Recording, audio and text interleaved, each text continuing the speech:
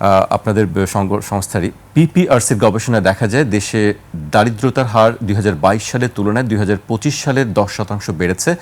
২০২২ সালে দারিদ্র সীমার উপরে থাকা 18% মানুষ এখন ঝুঁকিপূর্ণ অবস্থায় আছে। এর অন্যতম কারণ কোভিড-19, মূল্যস্ফীতি, রাজনৈতিক অস্থিরতা এবং অর্থনৈতিক স্থবিরতা। প্রতিবেদনে বলা হয়েছে দেশে দারিদ্র্য বৃদ্ধির পেছনে মূল কারণ হচ্ছে দীর্ঘস্থায়ী অসুস্থতা। গবেষণায় দেখা গেছে 51% পরিবারে কমপক্ষে একজন দীর্ঘস্থায়ী অসুস্থ রোগী। 40% মানুষের ঋণ ক্রমাগত বাড়ছে। 12% দরিদ্র পরিবার খাদ্য নিরাপত্তাহীনতার মধ্যে রয়েছে। গবেষণায় বলা হয় দেশের 36% মানুষ এখনও স্বাস্থ্যকর ল্যাট্রিন ব্যবহার করে না। কর্মসংস্থানের পরিস্থিতির বিবেচনায় 38% লোক কর্মহীন। 45% মানুষ আত্মকর্মসংস্থানে রয়েছে। আপনি সম্প্রতি আরেকটি কথা বলেছেন, দেশে কর্মসংস্থান আসলে মহামারী আকার ধারণ করেছে। এই সার্বিক পরিস্থিতি আসলে সেইখান থেকে আমরা কিভাবে বের হব? আপনি যে গবেষণার কথা বললেন আমাদের সংস্থা পিপিএস থেকে করা হয়েছিল, এবং এটাও একটু বলা দরকার যে এটা কিন্তু অন্তর্বর্তীকালীন সরকারের অর্থ মন্ত্রণালয়ের অর্থায়নেই আমরা এই গবেষণাটা করেছিলাম। আমরা বিশেষ করে যেটা বলছিলাম যে গবেষণাটা করতে আগ্রহী ছিলাম যে বাস্তব অর্থনীতির অবস্থাটা বোঝা দরকার, এবং পরিসংখ্যান ছাড়া তো সেটা বোঝা মুশকিল আসলে। সেই জন্য আমাদের স্টাডিটার নামই দিয়েছিলাম study on the real economy, শুধু ইকোনমি নয়, রিয়েল ইকোনমি। সেটা হচ্ছে একটা হচ্ছে যে আমরা সামষ্টিক সূচকগুলো সামাল দিচ্ছি, এটা একটা বিষয়। আরেকটা হচ্ছে পরিবার পর্যায়ে অর্থনীতির বাস্তবতাটা কেমন, সেটা এখানে উঠে এসছে অ্যাকচুয়ালি।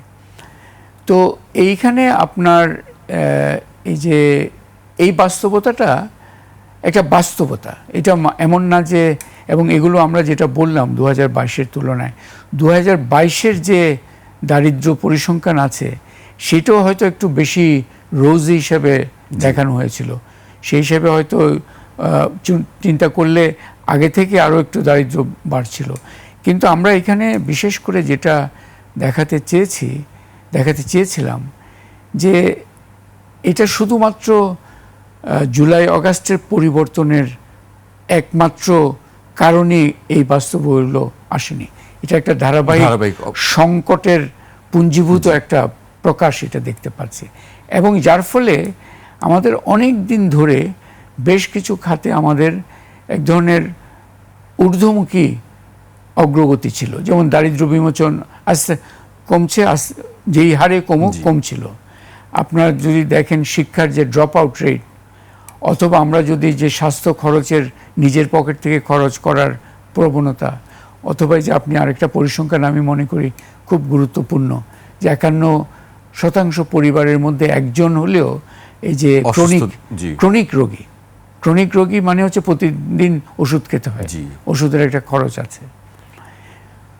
যার ফলে মাঠ বাস্তবতাটা কিন্তু বেশ কঠিন। এটা শুধু অন্তর্বর্তী, এবং এখন যে নতুন সরকার আসলো তাদের জন্য কিন্তু এই বাস্তবতাটাই অ্যাড্রেস করতে হবে এখানে। তো এই জন্য আমাদের বিশেষ করে যেটা মনে করি যে সবারই খুব প্রয়োজন, এই যে একটা বিষয় হয়ে গেছে যে অন্তর্বর্তীকালীন সরকারের সময় অর্থনীতির আলোচনাটা মূলত সামষ্টিক সূচকগুলোর, যেমন প্রতিনিয়ত রিজার্ভের অ্যামাউন্ট কত এটা বলা হচ্ছে, ওটা ভালো কথা, কিন্তু পরিবার পর্যায়ে ঋণের বোঝা কতটুকু বাড়ছে এটাও তো বোঝা দরকার। আপনার পুষ্টিহীনতা কতটুকু বাড়ছে এটাও তো বোঝা দরকার। এটাও তো একটা, সেই জিনিসগুলো আসলে দূরে থেকে গেছে, ওগুলো আলোচনা এভাবে আনিনি। ওটা আনার জন্য আমরা করেছিলাম, এবং অর্থ মন্ত্রণালয়কে, তৎকালীন অর্থ মন্ত্রণালয়কে ধন্যবাদ যে তারা এই অর্থায়নটা করেছিলেন করে, এবং আমরা এটা এবছরও করব আশা করছি অ্যাকচুয়ালি। কারণ এই মাঠ বাস্তবতাটা দেখাটা অত্যন্ত জরুরি। কারণ এই আপনি পরিসংখ্যান, বিশ্বাসযোগ্য পরিসংখ্যান ছাড়া আপনি তো, আমি বলছি আপনি বলছে আমার তো, আমি কালকে গিয়েছিলাম আমার মনে হলো সবই ভালো আছে, আরেকজন বললো আমার মনে হলো সব ধ্বংস হয়ে গেছে। আমার মনে হলো দিয়ে তো একটা সমাজের নীতি পরিচালনা করা যায় না। এটা হতে হবে বাস্তব, বিশ্বাসযোগ্য এবং আপডেটেড পরিসংখ্যানের মাধ্যমে। এখানেও কিন্তু আমাদের যথেষ্ট দুর্বলতা রয়ে গেছে। তো আমরা যেটা বলবো যে অর্থনৈতিক বাস্তবতাটা অত্যন্ত একটা কঠিন অবস্থায় আমরা আছি, এবং অর্থনৈতিক বাস্তবতার সাথে আমি এটা বলবো যে আজকে শুধুমাত্র অর্থনৈতিক শব্দটার সাথে ওয়েলবিইং শব্দটাও সংযোজন করা উচিত। কারণ আমাদের স্বাস্থ্যটাও ভালো হতে হবে, শিক্ষার জায়গাগুলো ভালো হতে হবে। বিশেষ করে আমাদের যে তরুণ প্রজন্মের যে বিশাল আধিক্য আছে, একটা ইউথ বাল্জ বলি আমরা, যে জনসাধারণের মধ্যে তাদের সংখ্যাটা বিশাল। তারা তো বেকারত্বের, আমি তো পরিসংখ্যানটা দেখলেন, বেকারত্বের বোঝা কেমন, এবং প্রতি বছর 20 লাখের বেশি কিন্তু নতুন নতুন শ্রমবাজারে আসছে। আমরা কি ধরনের কর্মসংস্থান কিন্তু তৈরি করতে পারবো? আমাদের কর্মসংস্থানের কিছু সূচক কিন্তু বাস্তবতাটা বুঝায় না।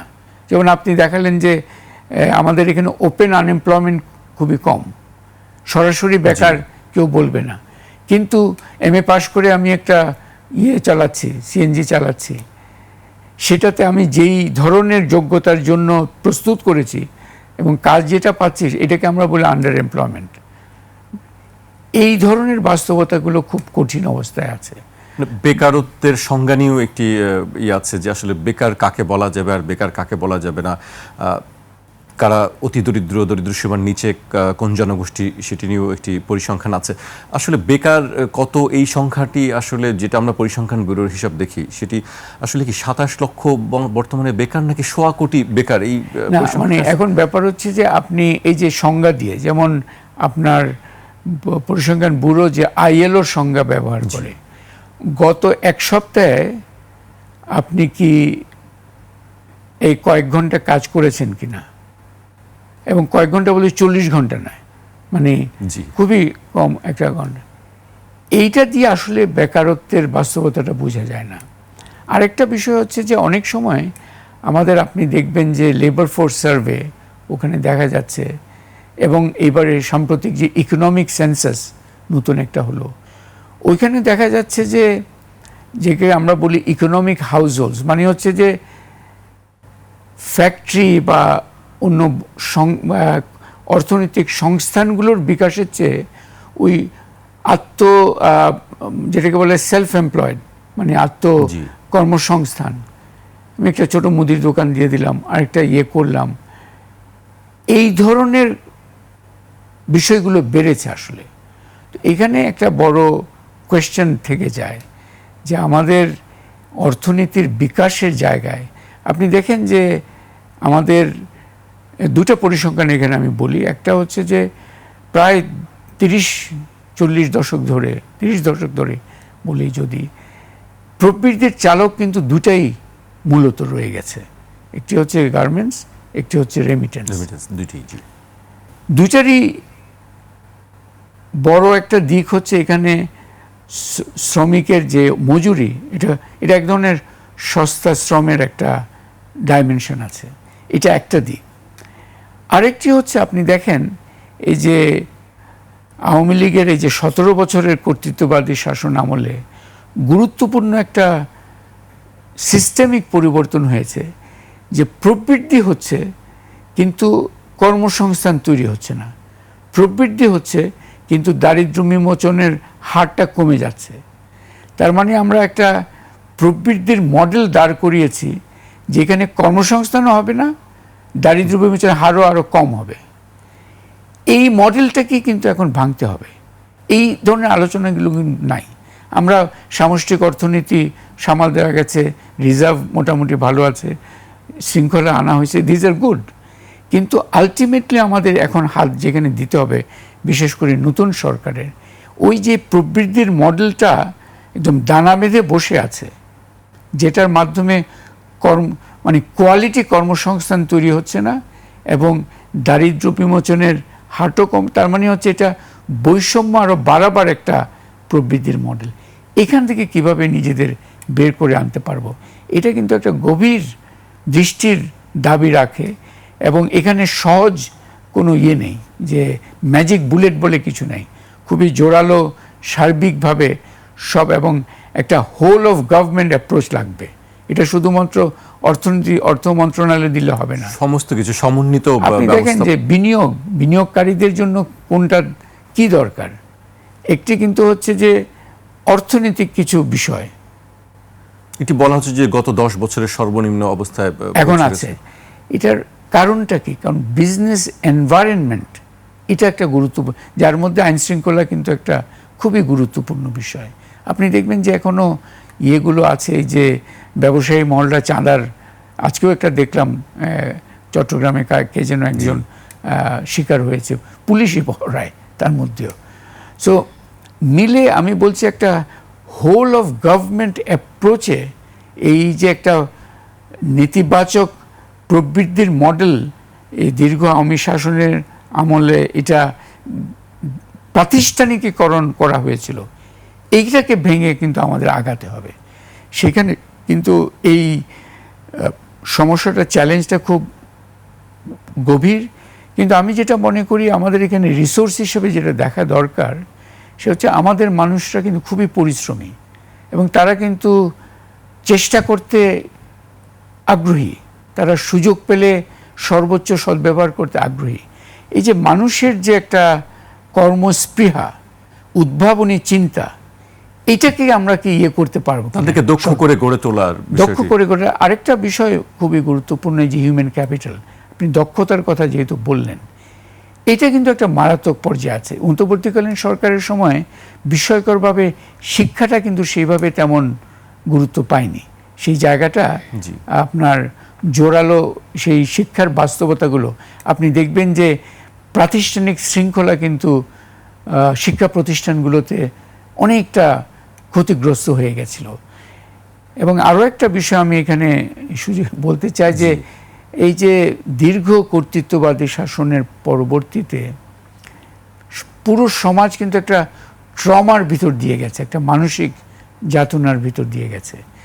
অন্তর্বর্তীকালীন সরকারের সময় কিন্তু আরেক ধরনের মানসিক যাতনার মধ্যে দিয়ে গেছে, সেটা হচ্ছে একটা অনিশ্চয়তার অন্য একটা ধরন এসছে। এই যে মব কালচার বললেন বা আইন শৃঙ্খলার অনুপস্থিতি এবং নিষ্ক্রিয় সরকারের একটা বাস্তবতা ইত্যাদি, এগুলোর ফলে এই যে আজকেও একটা দেখলাম, একটা রিপোর্ট দেখলাম যে আত্মহত্যার রেট বেড়ে গেছে, বিশেষ করে তরুণদের মধ্যে।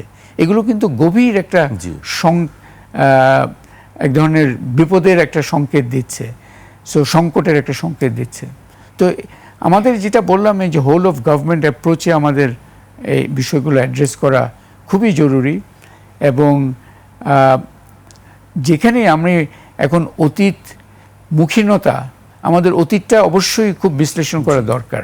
এবং আমি মনে করি আপনি যে প্রশ্নটা করেছিলেন, অন্তর্বর্তীকালীন সরকারেরও একটা জোরালো মূল্যায়ন প্রয়োজন, দীর্ঘ কর্তৃত্ববাদী শাসনেরও কিন্তু একটা জোরালো মূল্যায়ন প্রয়োজন।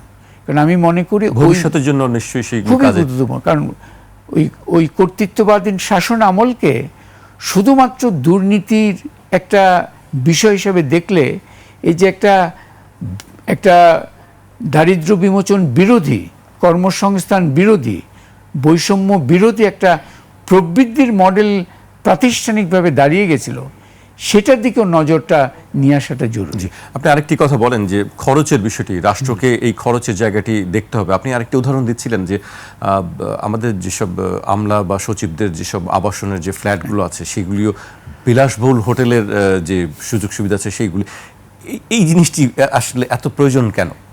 না, এখানে আমি বলছি, এখানে অন্তর্বর্তীকালীন সরকারের যারা দায়িত্বে ছিলেন তাদেরকে অবশ্যই এটার উত্তর একটা দেয়া দরকার। কেন তারা প্রথম থেকে আমলাতন্ত্রকে মাথার উপর বসিয়ে দিয়েছিলেন, এবং আমলাতন্ত্র বাসার উপর বসে দেওয়ার পরে আমলাতন্ত্র কি করলো? আহত জুলাই যোদ্ধাদের চিকিৎসার বিষয়টা যত গুরুত্ব পায়নি, এমনি পায়নি অত বেশি, তার চেয়ে বেশি গুরুত্ব পেল বঞ্চিতদের এই মুহূর্তে সুযোগ সুবিধা দেওয়ার বিষয়টা। এবং আপনি যেটা বললেন, অ্যাকচুয়ালি আসলে এটা সত্য যে এই যে নিজেদের সুযোগ সুবিধা বিষয়ে অনেক ধরনের কিন্তু আগে ছিল যে আমলারা, মানে আমাদের বিউরোক্রেটসদের বেতন ভাতা ইত্যাদি কম ছিল, এখন কিন্তু সুযোগ সুবিধা অনেক বেড়েছে, কিন্তু দুর্নীতি ব্যাপক কমেছে, এটা তো কোনো পরিসংখ্যান নেই। তো এইখানে সেজন্য আমি যেটা মনে করি যে এই যে আমলাতন্ত্রের এই যে অন্যায্য চাহিদাগুলো, আমলাতন্ত্র খুবই প্রয়োজন, দক্ষ আমলাতন্ত্র কিন্তু পরিবর্তনের জন্য একটা ভিত্তি, কিন্তু সুবিধাভোগী আমলাতন্ত্রের অন্যায্য চাহিদা, এইটা কিভাবে, এটা সঠিকভাবে এরও ডিল করতে পারেন নাই অন্তর্বর্তীকালীন সরকার এবং নতুন সরকার যে নতুন সরকারের জন্য একটা চ্যালেঞ্জ, রাজনৈতিক সরকার, তাদের জন্য এটা কিন্তু খুবই গুরুত্বপূর্ণ একটা বিষয় হিসেবে দেখতে হবে। আমি যেটা বলছি অন্যায্য চাহিদা, যেমন এই বঞ্চিতর নামে, যেমন এখনই তো ইয়াং আমলারা আছেন যারা পদোন্নতির মাধ্যমে সর্বোচ্চ জায়গায় গিয়ে তাদের এটা করতে পারবে, তাদের ভূমিকাটা, কিন্তু সেখানে আবারও বঞ্চিতের নামে পুরানোদের আবার বসালো, এটা একটা ডিসইনসেন্টিভ তৈরি করে। আবার এই যে সুযোগ সুবিধাগুলোকেই সর্বক্ষণ প্রাধান্য দেওয়া। আরেকটা হচ্ছে যে এই কাগুজে বাস্তবতার মধ্যে নিজেদেরকে সীমাবদ্ধ রাখা। আশা করি নতুন সরকার এখানে এই যে একটা হোল অফ গভর্নমেন্ট অ্যাপ্রোচ নিয়ে এই শুধুমাত্র অফিসের বাইরে গিয়ে মাঠেও অফিস এবং মাঠের মধ্যে একটা কার্যকর সংযোগ তারা তৈরি করবেন।